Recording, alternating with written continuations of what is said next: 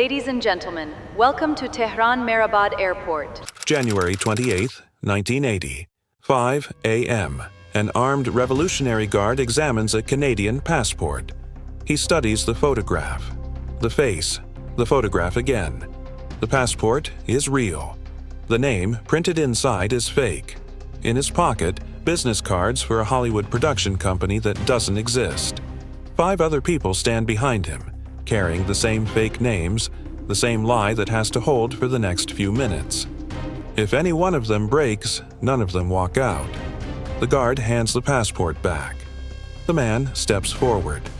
What brought 6 Americans to an Iranian checkpoint carrying fake Canadian passports and invented Hollywood careers is one of the strangest operations the CIA ever ran, and almost nobody knew it happened for 17 years. For 26 years, the United States backed the Shah, funding his government and helping build his secret police. What the Iranian people wanted was irrelevant. In early 1979, it collapses. Khomeini returns from exile.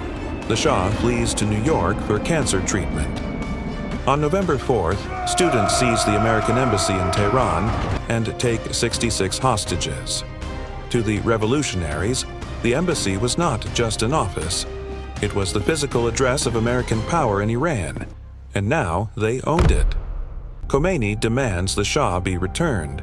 6 people slip out a side door. Not hostages, just diplomats nobody noticed leaving. Robert Anders, Mark and Cora Lyack, Henry Schatz, Joe and Kathleen Stafford. They walk out with no plan.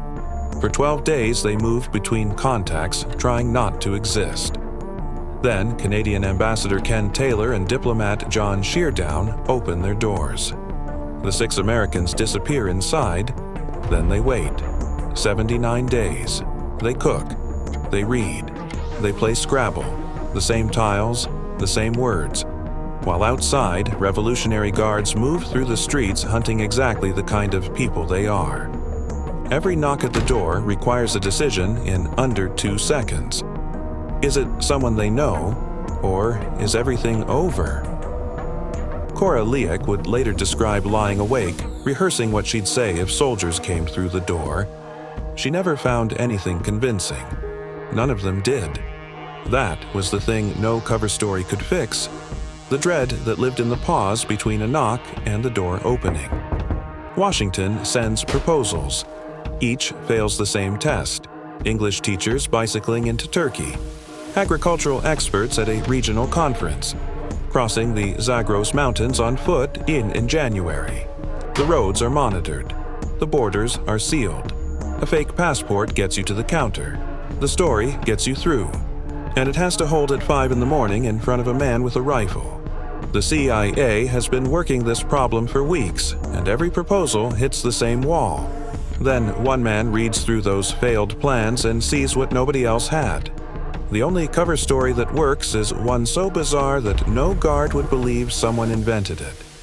How do you move 6 people out of a country that's actively hunting them? You need someone who has done it before. The CIA assigns the problem to Antonio Mendez, 39 years old, raised in a Nevada mining town of 400 people, chief of disguise in the Office of Technical Service. His entire career is built around one skill: moving people out of places that won't let them leave. His verdict on every State Department proposal: all of them will get 6 people killed. The problem isn't logistics, it's narrative. You can forge a passport, fabricate a name. What you can't fabricate is a reason to be in Tehran in January 1980 that satisfies a guard who has seen it all before. The cover story needs to be so unexpected that questioning it feels ridiculous. The answer comes on a Tuesday night in December. Mendez is home with his son. On television, Battle for the Planet of the Apes. A Hollywood film crew scouting locations for a science fiction epic. The cover works because it's too strange to be a lie. Nobody travels to a revolution looking for landscapes. Mendez contacts John Chambers, a Hollywood makeup artist who has done quiet work for the CIA before. He created the Spock ears for Star Trek. He won an Academy Award for Planet of the Apes. He agrees before Mendez finishes explaining. 4 days, $10,000. They rent space on the old Columbia Studios lot and build Studio 6 Productions. The name a tribute to the 6 people whose lives depend on what gets built here. Letterhead printed, business cards made, 3 phone lines installed, 1 a covert CIA channel. They need a script. Chambers finds one. A producer named Barry Geller had tried to adapt a science fiction novel before fraud charges shut everything down. The script survived, and so did the concept art. Jack Kirby, the legendary comic book artist, had drawn alien landscapes for the production. The drawings look like the Iranian plateau. Mendez takes the script and changes the title to Argo. Advertisements run in Variety and The Hollywood Reporter announcing a major science fiction epic. Principal photography beginning in March. Hollywood reacts the way it always does, immediately and without skepticism. Writers pitch, agents pitch clients. Directors call to attach themselves to something that will never be made. Then a package arrives. Inside, a screenplay reportedly connected to Steven Spielberg, the most successful director in Hollywood, submitted to a CIA front company. 26 genuine scripts arrive in total. According to later accounts, the project was connected to Night Skies, the idea that would eventually evolve into E.T. A CIA front built in 4 days on $10,000. None of it matters until it holds up under airport lights at 5 in the morning in front of men with rifles looking for exactly these people. That moment is 3 days away. The CIA cannot print Canadian passports. Prime Minister Joe Clark and Foreign Minister Flora MacDonald sign a secret order in council, bypassing Parliament entirely. 6 genuine passports, false names, false photographs, sealed in a diplomatic pouch and flown to Tehran. Everything is now in place. January 25, 1980. Tony Mendez and a CIA partner arrive at Mehrabad Airport, carrying production materials and false identities. They travel to the Canadian Embassy. For the first time, Mendez meets the 6 Americans. They are not what he expected, or maybe they are exactly what 79 days of hiding does to a person. Exhausted, trying to hold composure in front of a stranger who has come to tell them they have 48 hours to become someone else entirely. He hands each of them a new life on paper. Robert Anders, Robert Baker, production manager. Mark Lejek, Mark Leland, writer. Cora Lejek, Cora Leland, production assistant. Henry Schatz, Joseph Harris, cameraman. Joe Stafford, director. Kathleen Stafford, script consultant. Mendez travels as Kevin Harkins, an Irish-Canadian producer with no patience for delays. Then the instruction that matters more than any of the paperwork. Stop acting like diplomats. Diplomats are careful, measured, deferential. A film crew on a tight production schedule is none of those things. He tells them to be arrogant, impatient, treat the guards like an inconvenience. Silk shirts, sunglasses worn indoors. A Canadian diplomat named Roger Lucy walks in, military fatigues. He interrogates each of them in Farsi for 2 hours. Brutal questions, no warning, no mercy. They hold. January 28, 1980, 4:30 a.m. 8 people move through the dark streets of Tehran toward the airport. They enter. Guards watch every face in the terminal. First checkpoint. Tickets presented. They pass. Passport control.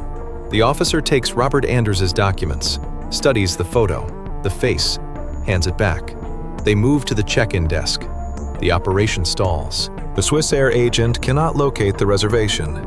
The system is down and can't confirm a booking that exists. Mendez stands at the counter. He doesn't reach into his bag, doesn't raise his voice, doesn't explain. He does exactly what a producer does when an airline loses his reservation at 6 in the morning. He waits. 10 minutes. The confirmation appears. Boarding passes issued. Final gate cleared. They walk onto the tarmac. At 7:58 a.m., the wheels leave the ground. The plane banks over the city. Through the window, streets, checkpoints, Revolutionary Guards still moving through Tehran looking for 6 Americans who are already above the clouds. Nobody at the airport made the connection. The most wanted people in Iran just walked out through the front door. The plane lands in Zurich, where officials are waiting. 2 days later, they are home. Washington makes a decision. Canada gets all the credit. 52 Americans are still inside the embassy. If Iran finds out, those 52 face the consequences. So the CIA disappears from the story entirely. Maple leaf flags go up across America. Billboards thank Canada. Mendez receives the intelligence star in a closed ceremony. No cameras, no public record. He puts the medal in a drawer. Studio 6 is shut down. The files are sealed. The truth stays buried for 17 years. In 1997, the files are declassified. A man from a Nevada town of 400 people had walked into one of the most hostile cities on Earth, moved 6 Americans through a checkpoint with business cards and a borrowed script, and erased himself from the record. Because the mission mattered more than the credit. Somewhere in a government archive, a box with what remains of Studio 6. Letterhead, phone logs, business cards for a company that never shot a single frame. And in that box, a Canadian passport. Real document, fake name, fake photograph. It passed through the hands of a Revolutionary Guard at 5 in the morning who studied it the way guards study every document, searching for the thing that doesn't fit. He found nothing. He handed it back. He went home that morning believing he had done his job. He had. He just never knew what he'd been holding.